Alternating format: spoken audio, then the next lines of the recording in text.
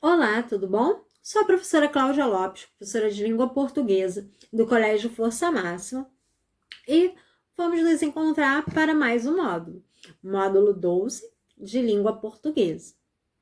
E aí, você já pensou o que você vai fazer quando acabar essa quarentena?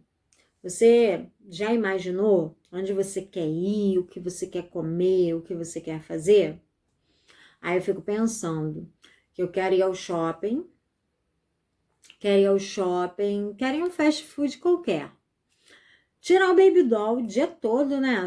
Te bota a roupa para gravar a aula. Um self-service legal também. Seria legal para comer. Não penso mais na vida de diet light. Vivo pedindo pizza, não tem como. Mas eu acho que é isso. Semana passada, meu chip deu problema e a primeira coisa que eu imaginei foi o quê? Vou ao shopping consertar o chip, né? O sistema do meu celular não ficou legal, não sei como é que tá, não sei como é que tá a Apple, então eu preciso saber. Não sei se você percebeu, mas isso daqui é tudo uma historinha e eu falei várias palavras estrangeiras. Você conseguiu perceber? Do baby doll, ao chip, ao shopping, fast food, self-service, diet, light, pizza. Você viu que em uma conversa simples, quantos estrangeirismos nós conseguimos falar? É óbvio que eu forcei para falar vários, né? Em um contexto curto, mas nós usamos isso comumente no nosso dia a dia, né? Quem não gosta de um X-egg, né? Todo mundo adora. Por quê? Porque, além de ser gostoso, a gente não vai pedir um X-ovo. Então, ninguém vai chegar para pedir um X-ovo. Porque a gente usa esse termo que já está comum à nossa língua, já está empregado em nosso idioma. O que é o estrangeirismo? É justamente buscar esses termos que são de outros idiomas, que às vezes não tem na nossa língua algo equivalente, às vezes até tem, mas passa a ser comum usar, passa a ser generalizado globalmente usar aquele termo, e a gente acaba usando, importando o estrangeirismo. Então, são empréstimos que trazemos para a nossa língua e que usamos comumente no nosso dia. Então, para ser estrangeirismo, não basta que eu, Cláudia, ou você aí do outro lado, use um termo em inglês qualquer no seu dia a dia. Para ser estrangeirismo, esse termo ele é comum ao nosso idioma. Ele é usado normalmente. Quem aí no último ano não falou sobre bullying e cyberbullying? Todo mundo usou esse termo. Ninguém tem um outro termo para falar sobre cyberbullying. E quando eu falo, independente de onde eu estiver, que eu vou falar sobre o cyberbullying, isso daí vai ficar muito bem claro. A pessoa vai entender. Porque vamos ali num cybercafé, isso já virou comum ao nosso idioma. Fast food, cybercafé ou coffee break. Então, nós trazemos palavras que não são do nosso idioma e usamos normalmente. O que isso é importante? É que a mensagem, que a comunicação seja passada.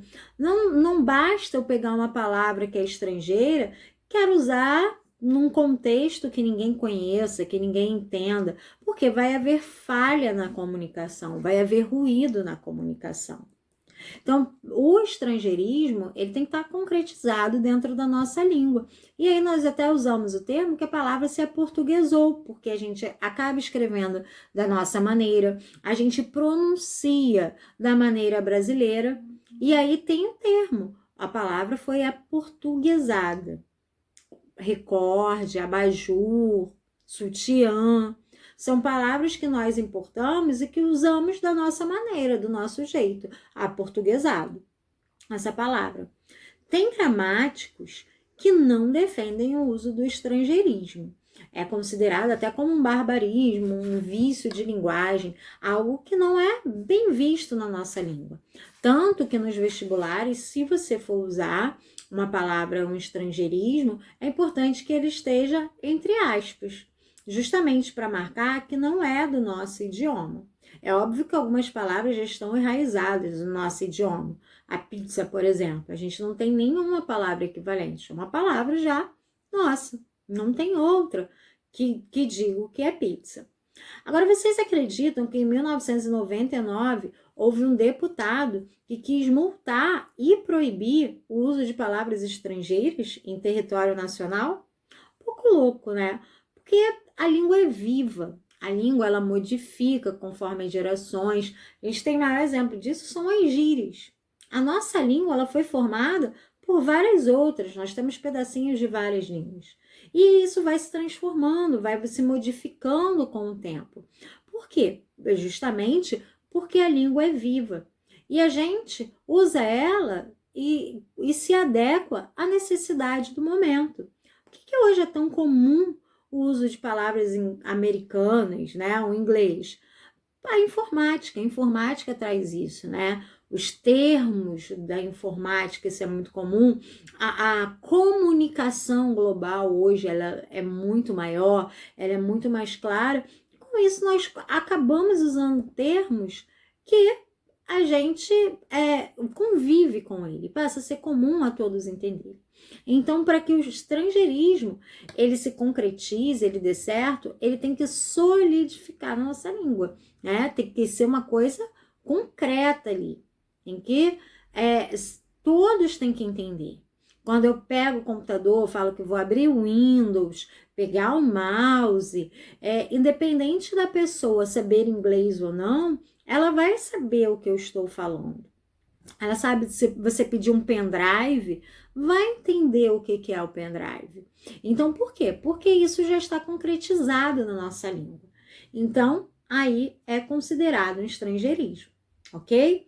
A gente vai ver umas imagens, vai ver como está na apostila e depois vamos fazer alguns exercícios.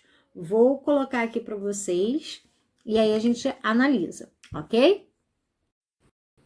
Então, nós temos aí termos que mostram pra gente que são inevitáveis, né? Tem até a palavra aí, inevitável, que usamos normalmente no nosso idioma, como mouse, o stop, que é a palavra que está por baixo.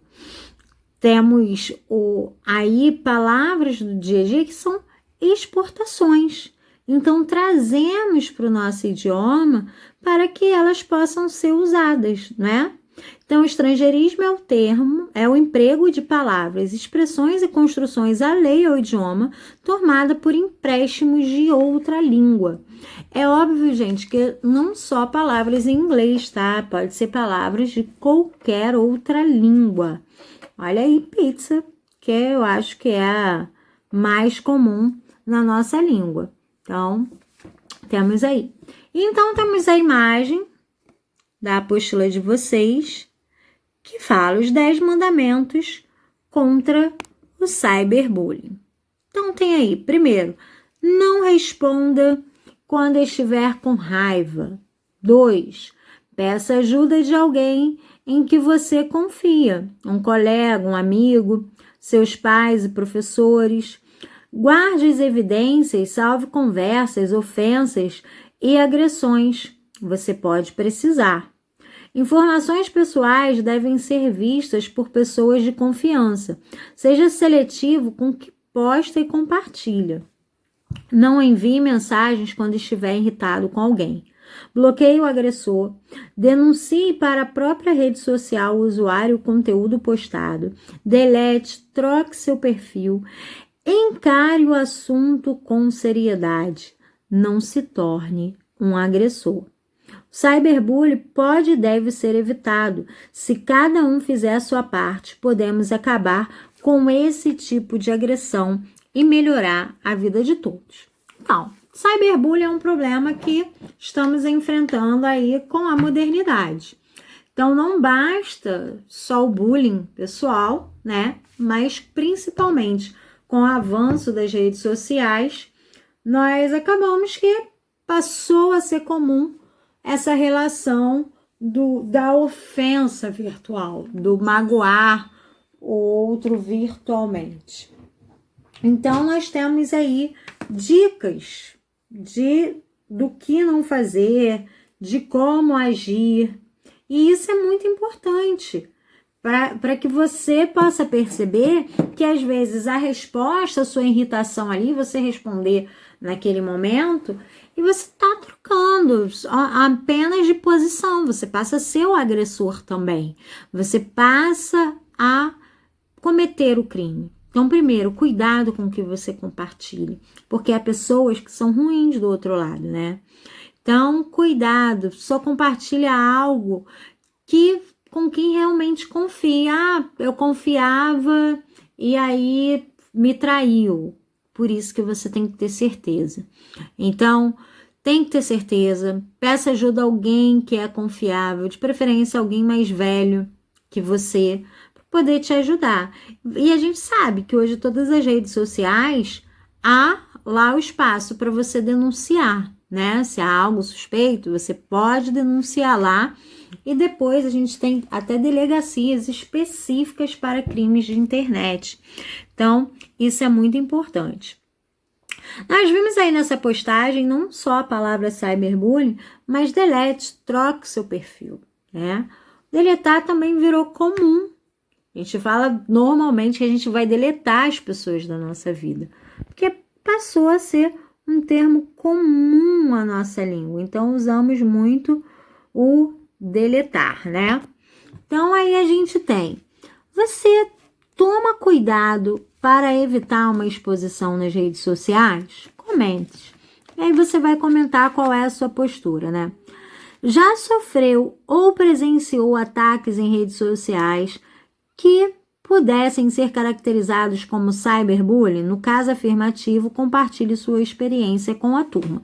E aí, no dia da sua aula ao vivo, é até interessante que vocês discutam e falam sobre isso. A palavra cyberbullying é de origem inglesa, que outro termo do texto também tem origem estrangeira e qual o seu significado? Temos lá no item 8, né, o deletar, que é apagar. O emprego dessas palavras prejudicou o seu entendimento no texto? Explique.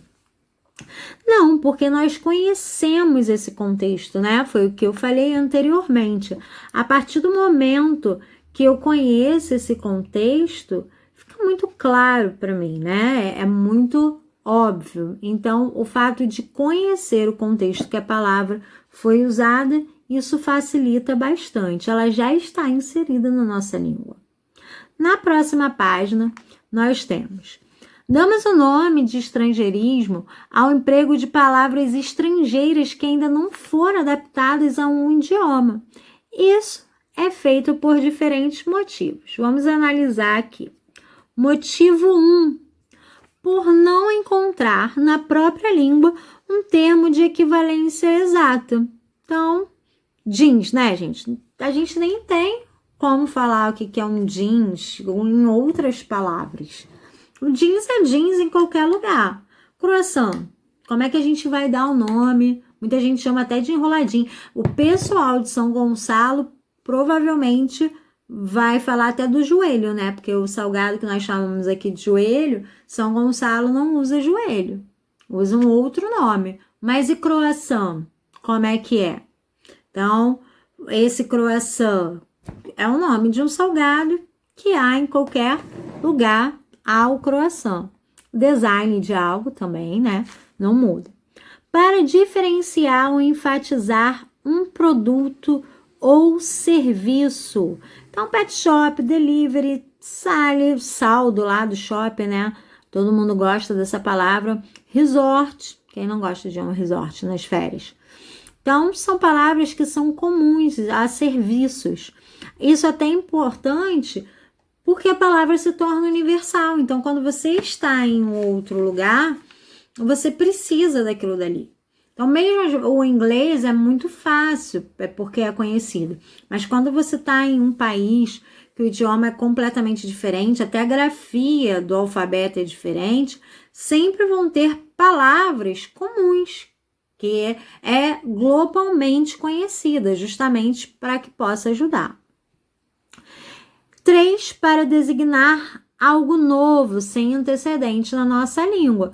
Então, as questões de informática, né, como nós falamos anteriormente, isso é muito comum, essas palavras. Quando há algo novo, há algo criado, então que não há um referente, a gente precisa aí de uma outra para identificar. Nesse caso, temos aí como exemplo mouse, spam, airbag, pendrive, gigabyte. E a quarta nós temos para transmitir um conceito global de forma mais imediata. Hostel, shop center, mall, outdoor, coffee break. Então, é um conceito global. Onde nós estivermos, vamos usar esse termo para identificar essas situações, essas coisas. Algumas palavras surgem como estrangeirismos, mas acabam por sofrer modificações na pronúncia como forma de acomodação na língua, adaptando-se ao idioma local. Esse fenômeno damos o nome de aportuguesamento. São muitos exemplos. Recorde, como eu falei, abajur, ateliê, gol, chique, gangue, disquete, deletar, escanear, o futebol, né? E também fazemos muito isso, gente, com o nome de biscoitos, de doces, de marcas, né? De fast food. Nós falamos do nosso jeito, nós falamos no jeito brasileiro de ser. Nós não usamos a pronúncia americana. Então, falamos MM, McDonald's, usamos esses nomes aportuguesados, porque é mais comum a nossa língua.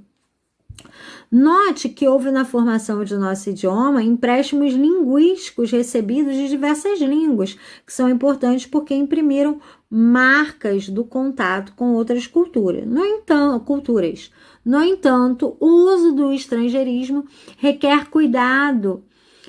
Muitos exames de seleção, como concursos e vestibulares, consideram o uso de palavras estrangeiras uma das manifestações do vício de linguagem, denominado barbarismo. Não é bem visto, como a gente conversou anteriormente, né?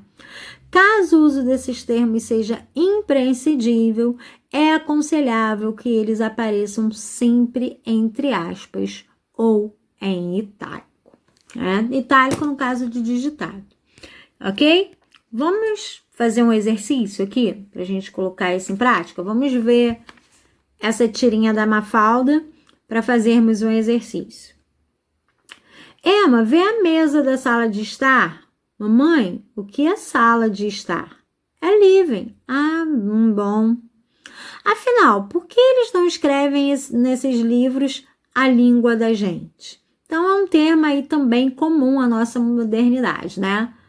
Living. Alguns empréstimos linguísticos já se encontram enraizados em nossa cultura, estando eles aportuguesados ou em seu formato original. Título: Mafalda e o empréstimo linguístico. Analisando a tirinha da Mafalda, o que é impossível inferir, o que é possível entender da tirinha dela?